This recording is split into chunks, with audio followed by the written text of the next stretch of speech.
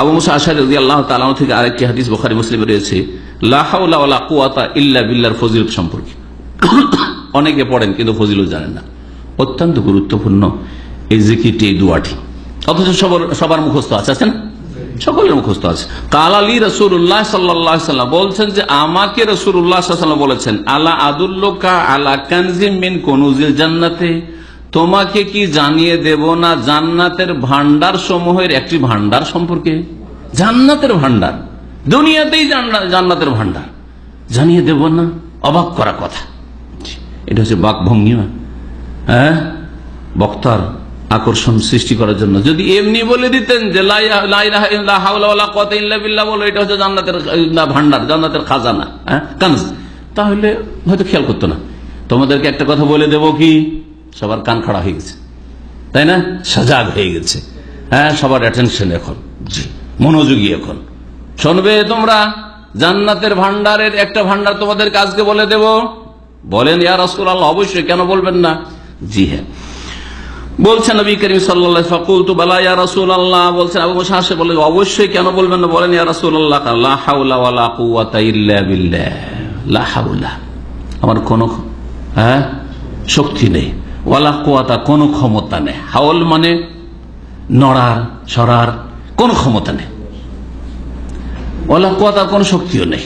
আমি না নড়তে পারবো, না আমি কোনো কাজ করতে পারবো, আর না কোনো কথাই বলতে পারবো, আর না কোনো সিদ্ধান্ত নিতে পারবো, ইল্লা বিল্লাহ, যদি আল্লাহর তৌফিক না হয়, আল্লাহ যদি শক্তি না যোগান দেন, তৌফিক না দেন, তাহলে আমার কোনো ক্ষমতা নেই। সুবহানাল্লাহ। এত বিচক্ষণ হওয়া সত্ত্বেও, এত বড় বক্তা হওয়া সত্ত্বেও, এত বড় ডাক্তার ইঞ্জিনিয়ার হওয়া সত্ত্বেও, আর এত চালাক চতুর, এত পয়সা হওয়া সত্ত্বেও আল্লাহকে বলছেন যে আল্লাহ, যা কিছু হয়েছে তোমার ক্ষমতা দিয়ে হয়েছে, তোমার তৌফিক হয়েছে। লা হাওলা ওয়ালা কুওয়াতা ইল্লা বিল্লাহ। আমি একটা ইলমও শিখতে পারতাম না, আমি একটি কাজও করতে পারতাম না, আমি একটি ছেলেকে জন্ম দিতে পারতাম না, একটা ছেলেও মানুষ করতে পারতাম না, একটা মেয়েও মানুষ করতে পারতাম না, একটা স্ত্রীকেও রাখতে পারতাম না, আমি স্বামীকেই খুশি করতে পারতাম না। জীবনের প্রতিটি ক্ষেত্রে ফিট করুন আপনি। আল্লাহ যদি তৌফিক না দিতেন তাহলে, সুবহানাল্লাহ, নিজেকে আল্লাহ পাকের হাওয়ালা করে, আল্লাহ তুমি বলেই সবকিছু আমার হচ্ছে, না হলে কোনোটাই হইতো না, কোনোটাই হতো না। আল্লাহ পাক বুঝতে পারছেন যে বান্দার অন্তর, এই কথাটি অন্তর থেকে বলতে হবে, মুখে বললে হবে, শুধু অন্তর থেকে বলতে হবে, কথাই বলতে হবে, কাজেও বলতে হবে।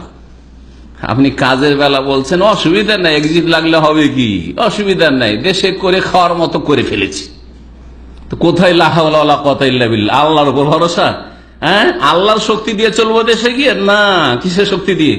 আমার জমি জায়গার শক্তি আছে, আমার মাসে 2 লাখ টাকা ভাড়া আছে, ওই শক্তি দিয়ে চলার কথা বলছেন আপনি, তাহলে কোথায়? কাজের বেলা তো না। জি, কথা, কাজ, অন্তর, এই তিনটেতে মিল থাকতে হবে। আল্লাহ পাক যেন তৌফিক দান করেন।